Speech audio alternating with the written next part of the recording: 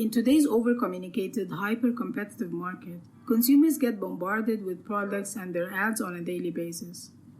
In the face of all this, retailers and brand owners need to give the customer a reason to choose their brand from all the available options in the market. But as we mentioned before, if all products and brands are the same, consumers will be mainly choosing based on price. That's why a brand needs to differentiate itself from the competition and communicate its offering to the right consumer. This is done through the STP mechanism, which stands for segmentation, targeting, and positioning.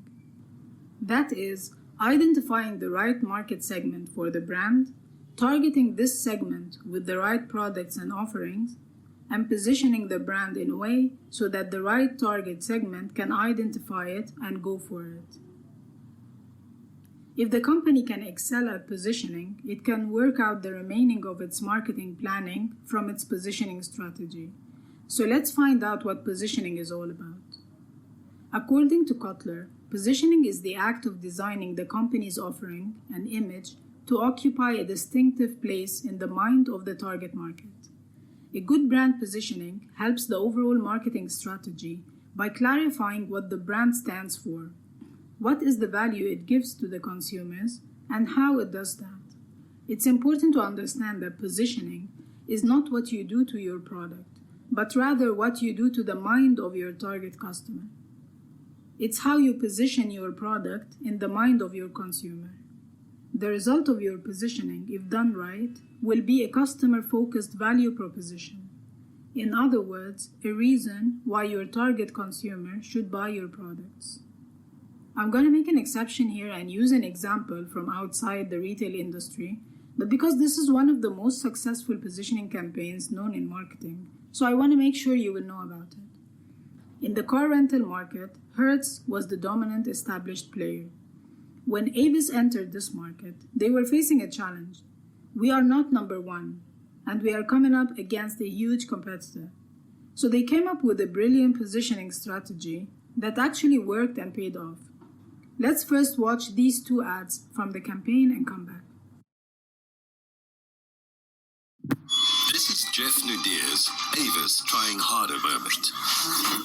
On their way to a wedding, Jeff and his friend Errol ran out of petrol in the middle of nowhere. They made their way to the nearest dorp, which contained 7 churches, 3 butcheries, and a very nice taxidermist. But sadly, no petrol station. Luckily, Vusi, who happened to be on his day off, was only an hour away and volunteered to come to their rescue. Because nobody wants to be stuck in the middle of nowhere, we'll do our best to make sure you don't stay there. Share your Avis Trying Harder moment at wetryharder.co.za.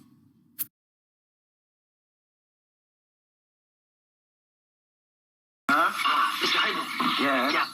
We understand that you're taking a trip with us tomorrow. Trip? Yeah, well, we want you to know that Avis is working right now. Avis? It's vacuuming your car, checking the oil, brakes, even the air in the spare tire. Spare tire. One of the ways Avis tries harder is working at night, so you're ready in the morning. Yeah. Oh, by the way, it's a Chrysler Cordoba, and it's blue.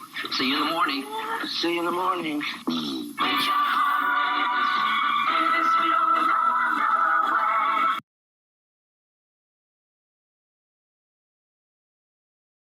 So what Avis did was telling customers, we know that we are not number one, but that's actually why you should choose us, because we are going to try harder to please you than what a complacent number one competitor is going to. And they used the "we try harder" tagline to convince customers to book from them and started asking customers to share the "we try harder" moments that they experienced with Avis to prove the concept to everyone else. So the reasons they gave customers was the superior customer service they are going to offer by going above and beyond to satisfy them. And that's because they are not number one.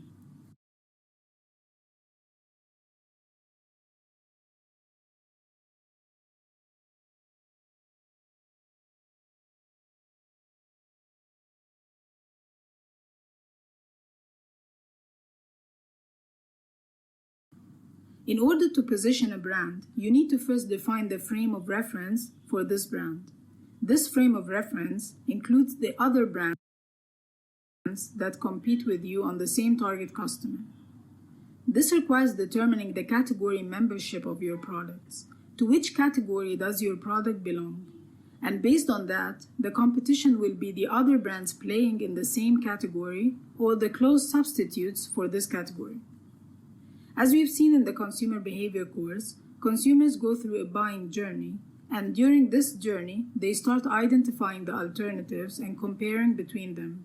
So in order to do the right positioning and drive consumers to choose you over the competition, you need to first identify who the competition is going to be.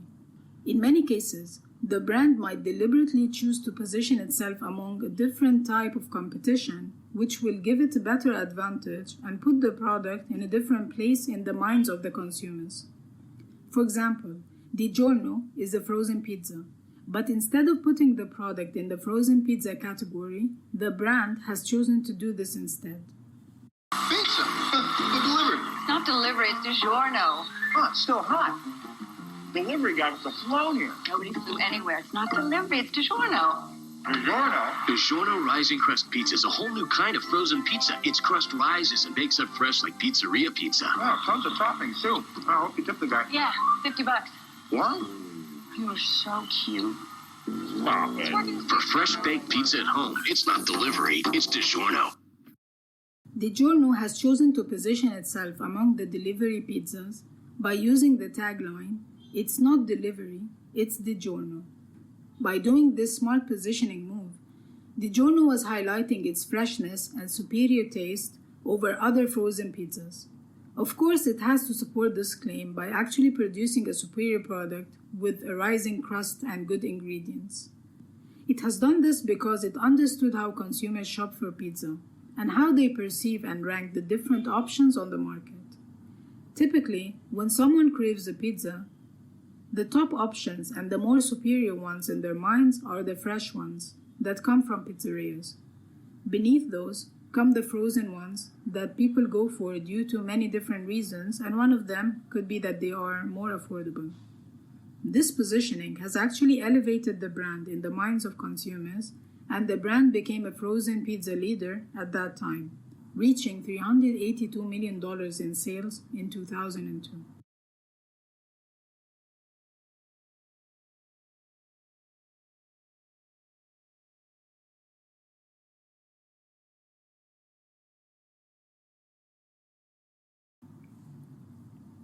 Once you've established the frame of reference for the brand, now you will define the points of difference and points of parity associations. Points of difference, or PODs, are benefits or attributes that consumers associate with the brand and believe they can't find in the competition. Creating such favorable associations as point of difference is challenging but essential for successful positioning. Points of parity, on the other hand, are associations that are not necessarily unique to the brand but can be found in other brands. They come in two forms: category POPs and competitive POPs. Category points of parity are associations that consumers find essential for the product to be considered as part of this category. That is, if these associations are not present in this product, it cannot claim to be part of this category, and hence consumers will not consider the product among the alternatives that they are choosing from. It will not make it to the list, so to speak. Competitive points of parity are associations created to negate competitors' points of difference. In other words, if your brand can show that it matches the competitors' points of difference, and on top of that it will deliver other favorable unique associations, then your brand will win. For example, when Miller Lite launched, it needed to assure consumers that it can match the competitor's point of difference, and that is good taste. So it could be at parity with the competition, and on top of that it wanted to deliver another point of difference. So it made this campaign. Sure. These fans, I love them. When I came in, they didn't recognize me at first, but then when I told them who I was, next thing you know, they're buying me my favorite beer, Light Beer from Miller. They know us ex-big leaguers drink Light because it's got a third less calories than their regular beer, it's less filling, and it tastes great.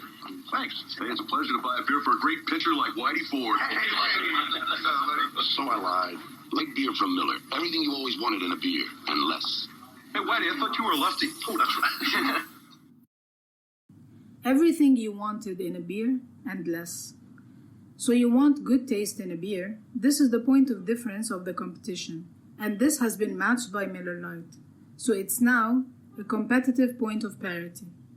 On top of great taste, Miller Lite is less filling due to lower calories, and that's the extra point of difference.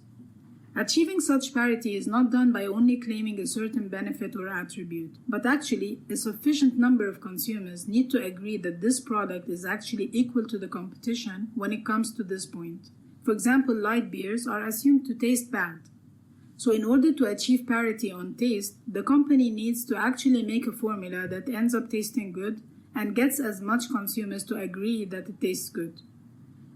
Once this parity has been established, consumers will start to base their decision on other points, attributes, or benefits, and this could be in the favor of the brand if it was able to deliver extra points of difference. In that example, it was less calories. When it comes to establishing points of parity, there is a degree of tolerance or acceptance by consumers. That is, the product needs to be good enough, but not necessarily perfect to achieve this parity and be considered as one alternative or choice during the buying decision process. On the other hand, when it comes to points of difference, the brand needs to demonstrate clear superiority over the competition.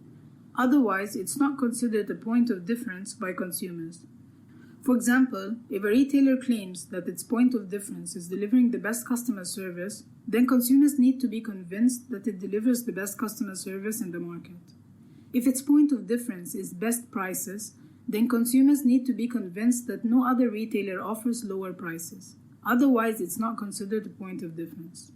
While choosing points of difference for brand positioning, 2 points are taken into consideration, and these are desirability by consumers and deliverability by the company. In order for a point of difference to be desirable by consumers, it needs to be relevant. The POD needs to be relevant to what the product actually delivers to the consumer. For example, if a company that makes snacks advertises that its snacks have the most colorful packages, this is not a relevant POD, since consumers don't really care about the color of the package, but rather the product inside that they will eat. In order for it to be considered a POD, it needs to be distinctive and provide real superior benefit over the competitive brands. Believable. Consumers must find the claimed POD to be believable and credible. As we said before, consumers have a degree of tolerance when it comes to points of parity, but not for points of differences. In order for a point of difference to be deliverable by the company, it needs to be feasible. The company should be able to deliver the POD profitably. Communicable. Consumers must be able to verify that the POD is actually true and believe it. This is usually done through evidences in the forms of patents or facts about the product and its ingredients that are shared with the consumers to communicate the POD. And sustainable. It needs to be defensible and difficult to be attacked or copied by the competition so that it can stand the test of time. These were the criteria to create points of difference. Choosing points of parity is more dependent on the category membership. To create category points of parity, and the requirement to negate competitors' points of difference to create competitive points of parity.